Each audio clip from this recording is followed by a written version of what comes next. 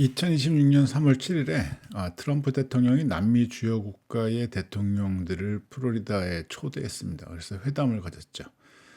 회담이라고 얘기하기보다는 장시간 앉혀놓고 그냥 연설 무작위 하다가 회담이라고 일방적인 요구사항을 전달한 것처럼 보이기도 했습니다. 어떤 내용인지 한번 보게 되면 겉으로 보게 되면 카르텔 대응이라고 얘기를 하고 뭐 내부를 보게 되면 치안 안보를 강화하겠다 뭐 이런 정책을 뭐 제시한 것처럼 보입니다.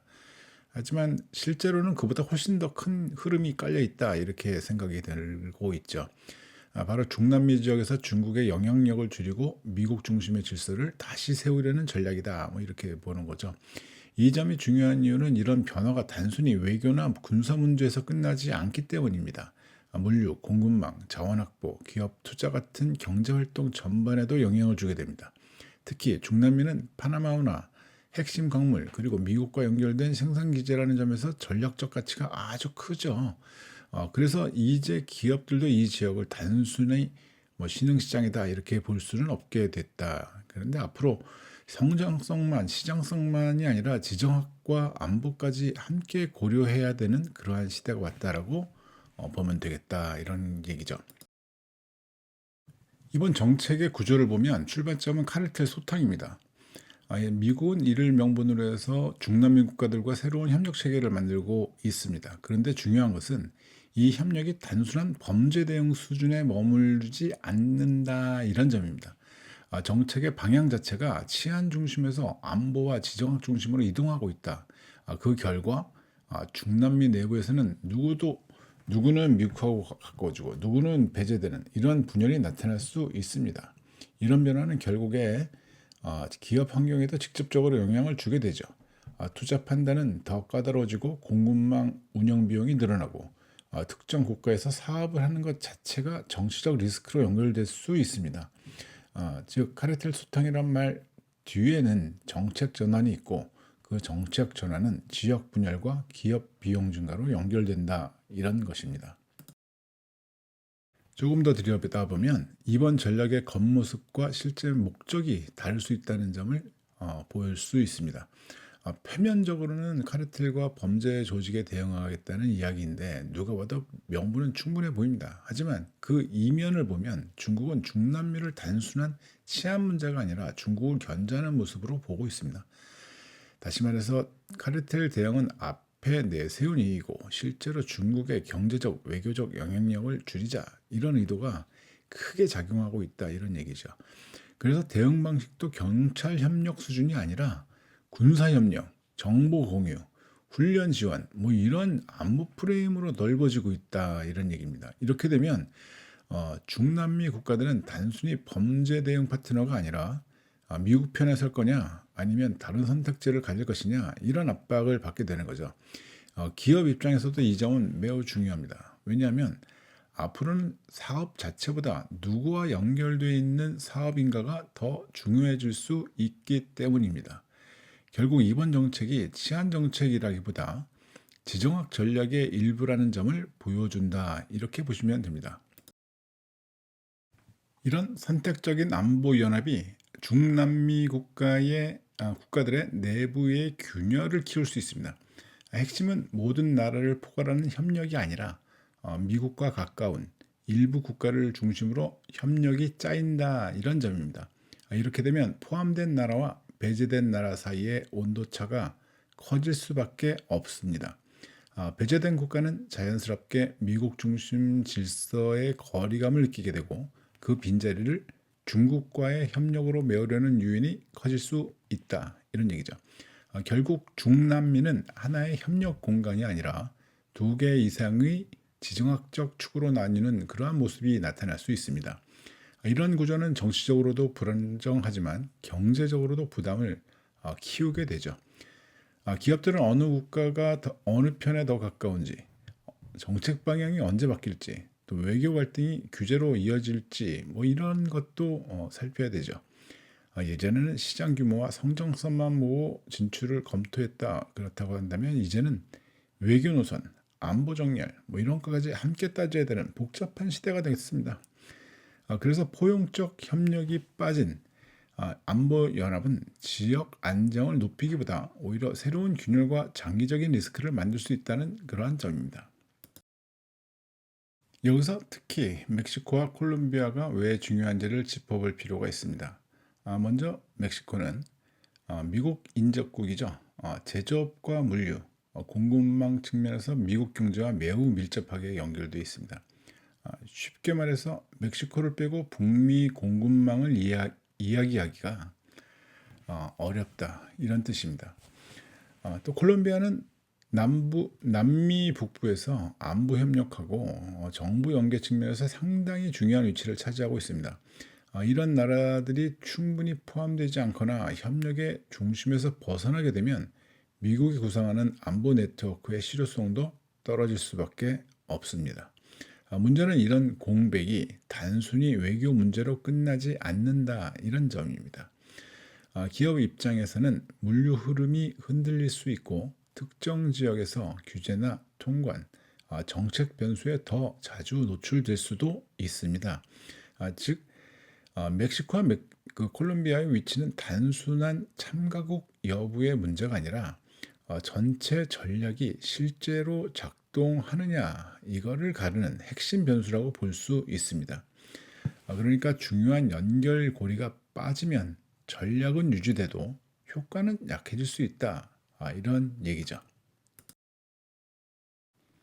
브라질의 의미를 좀 더 크게 볼 필요가 있습니다. 브라질은 남미 최대 경제권이고 인구와 시장 규모, 자원, 산업 기반까지 모두 갖춘 나라입니다. 그만큼 미국이 원하는 방향으로 쉽게 움직이는 나라라기보다는 자기 이익을 중심으로 독자적인 노선을 택할 가능성이 큰 나라라고 할 수 있습니다. 이 점이 중요한 이유는 브라질이 어느 쪽과 얼마나 협력하느냐에 따라서 남미 전체의 분위기가 달라질 수 있기 때문입니다. 기업 입장에서도 브라질은 단순히 큰 시장이라는 이유만으로 접근하기 어려워질 수 있습니다. 미국의 규제 기준을 맞춰야 하는 동시에 중국과 연결된 사업 관계도 함께 고려해야 하는 복잡한 상황이 생길 수 있기 때문이죠. 예전에는 시장만 좋으면 들어가면 된다는 판단이 가능했다면 이제는 어떤 파트너와 일하는지, 어떤 자본과 연결되는지 이런 것까지 세밀하게 봐야 합니다. 결국 브라질은 큰 기회가 있는 그런 시장이지만 동시에 지정학적 리스크도 함께 갖고 있는 그러한 시장이다 이렇게 이해하게 됩니다. 이와 같이 기회와 리스크가 동시에 커지고 있다 이런 현실을 보여주고 있습니다. 파나마 운하를 바라보는 시각도 달라지고 있습니다. 우리가 흔히 파나마 운하 이렇게 얘기하게 되면 배가 지나가는 물류 통로 이렇게 생각하기 쉽습니다. 그렇지만 지금은 그렇게 단순하게 볼 수 없는 상황입니다. 미국은 파나마 운하와 그 주변 인프라를 단순한 상업시설이 아니라 전략적으로 매우 중요한 자산으로 보고 있습니다. 특히 중국의 항만 투자나 물류 거점 확대 움직임에 대해서도 상당히 민감하게 반응하고 있죠. 이 말은 곧 앞으로 운하와 항만, 주변 물류 거점이 경제 논리만으로 움직이지 않을 수 있다 이런 얘기입니다. 정치와 안보 판단이 개입되면 원래는 효율과 비용 중심으로 결정되던 물류 전략이 완전히 달라질 수 있는 거죠. 기업 입장에서는 어느 항만을 쓰는지, 어느 나라를 거치는지, 어떤 운영사와 연결되어 있는지까지 따져야 되는 그러한 복잡한 시대가 됐습니다. 즉 파나마 운하는 이제 단순한 물류 통로가 아니라 지정학적 경쟁이 집중되는 전략 거점으로 바뀌고 있다 이렇게 볼 수 있습니다. 핵심 광물, 공급망 재편도 중요한 얘기죠. 요즘 리튬, 구리, 히토류 같은 자원이 왜 중요한지 다들 잘 알고 계실 겁니다. 전기차, 배터리, 반도체, 방위산업까지 모두 이런 자원과 연결되어 있죠. 그런데 여기서 더 중요한 것은 단순히 광물을 많이 가진 나라가 유리하다라는 이런 생각은 하면 안 된다. 진짜는. 이건 이제 아니다는 거죠. 진짜 핵심은 그 자원을 누가 정제하고 가공하고 최종 공급망을 통제하느냐 여기에 있더라는 거죠. 중국이 이 부분에서 아주 강한 영향력을 가지고 있기 때문에 미국은 중남미 국가들과의 협력을 통해서 이 구조를 바꾸려는 의도를 보이고 있습니다. 그래서 리튬과 구리 같은 자원을 가진 중남미 국가는 단순히 자원 보유국이 아니라 전략적 파트너로 더 중요해지고 있다. 이런 얘기죠. 기업 입장에서도 이제는 원자재를 어디서 사느냐보다 그 이후에 가공과 운송, 제재 가능성까지도 함께 봐야 되는 그러한 시대입니다. 결국 지금은 자원의 시대가 아니라 공급망 통제의 시대다. 이렇게 이해하는 편이 더 정확할 겁니다. 이런 변화는 결국 기업의 부담으로 이어지죠. 앞으로 중남미 시장에 진출하거나 이미 사업을 하고 있는 기업들은 이전보다 더 높은 비용 구조를 감수해야 합니다. 그 이유는 아주 단순하게 인건비나 물류비가 오르는 문제가 아니라 규제, 심사, 인증, 공급망 점검 이런 보이지 않는 비용이 함께 늘어나기 때문입니다. 예를 들어서 투자 심사가 더 까다로워질 수 있고 특정 국가나 특정 파트너와의 거래는 추가 검토 대상이 될 수도 있습니다. 중국과 연결된 사업 구조가 있다면 더 엄격한 확인 절차를 거쳐야 할 수도 있습니다. 이런 흐름은 결국 사업 속도를 늦추고 행정 비용을 높이고 때로는 사업 자체의 방향도 바꾸게 만들 수 있다 이런 얘기죠. 기업 입장에서는 시장 전망만 좋다고 바로 진출하기 어려워진다 이런 얘기죠. 앞으로는 누가 더 빨리 진출하냐 이것보다 누가 더 안정적으로 규제를 관리하냐 이게 경쟁력이 될 수도 있다 이런 겁니다. 중남미 사업의 성패는 이제 시장 규모만이 아니라 규제 대응 능력과 공급망 설계 능력에 달려 있다는 것입니다. 이제 기업의 판단 기준, 투자 판단 기준 이게 달라지고 있습니다. 과거에는 시장이 큰가, 성장성이 높은가, 인건비가 낮은가 이게 우선 기준이었죠. 하지만 이제는 그것만으로 부족합니다. 먼저 그 나라가 미국과 얼마나 가까운가, 또 중국 자본이나 중국 공급망과 얼마나 연결되어 있는가 이것도 살펴야 되는 거죠. 여기에 더해서 내가 하려는 사업이 단순한 소비재냐 아니면 전략 산업이냐 아니면 안보에 민감한 분야와 연결되어 있느냐 이런 것까지도 굉장히 중요한 요소가 될 겁니다. 예를 들어서 자원, 항만, 통신, 첨단 제조업 이런 분야에서는 앞으로 더 엄격한 평가를 받을 수 있을 것 같다 이런 얘기죠. 이 말은 곧 기업의 투자 판단에 지정학이라는 새로운 필터가 추가가 됐다 이런 뜻입니다. 예전에는 경제성 분석이 중심이었다면 이제는 외교와 안보 리스크 분석이 거의 같은 무게를 갖게 된 거다 이렇게 보이는 거죠. 그래서 단순히 투자 환경이 어렵다는 이야기가 아니라 기업의 의사결정 방식 자체가 이미 바뀌고 있다는 점을 말해줍니다. 앞으로 어디에 투자할 것인가 보다 어디에 투자하지 말아야 하는지 먼저 고민하게 될 가능성도 커지고 있습니다. 마지막 페이지입니다. 정리해보죠. 지금 우리가 보고 있는 변화는 단순한 중남미 정책 변화가 아닙니다. 더 넓게 보면 이제 세계 경제가 가격과 효율만으로 움직이던 시대에서 안보와 지정학이 시장 질서를 좌우하는 시대로 넘어가고 있다는 뜻이기도 합니다. 중남미는 그 변화가 가장 선명하게 드러나는 그러한 지역 중 하나이다. 이렇게 보이죠. 파나마 운하, 핵심 광물, 물류 거점, 안보 협력, 중국 견제 이런 요소들이 한꺼번에 겹쳐 있기 때문입니다.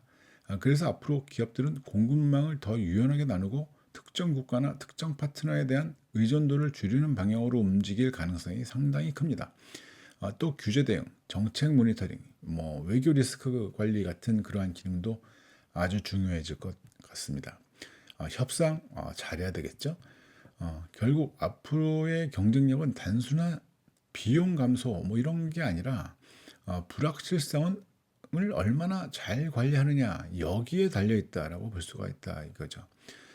그래서 결론은 바로 이러한 점이다 이거죠. 불확실성을 잘 관리한다. 이제 기업에게 가장 중요한 질문은 어디가 더 싸고 빠른가가 아니라 어디가 더 안전하고 지속 가능한가 이렇게 바뀌고 있다는 얘기입니다. 마치겠습니다. 수고하셨습니다. 그리고 이 슬라이드 자료는 노트북 LM 구글에서 나오는 거 있죠. 이거의 이미지 생성 기능으로 만들어 가지고 제가 녹음하고 있습니다. 슬라이드만 지금 거기에서 만들었고요. 녹음은 이거 제 목소리 맞습니다. 수고하셨습니다.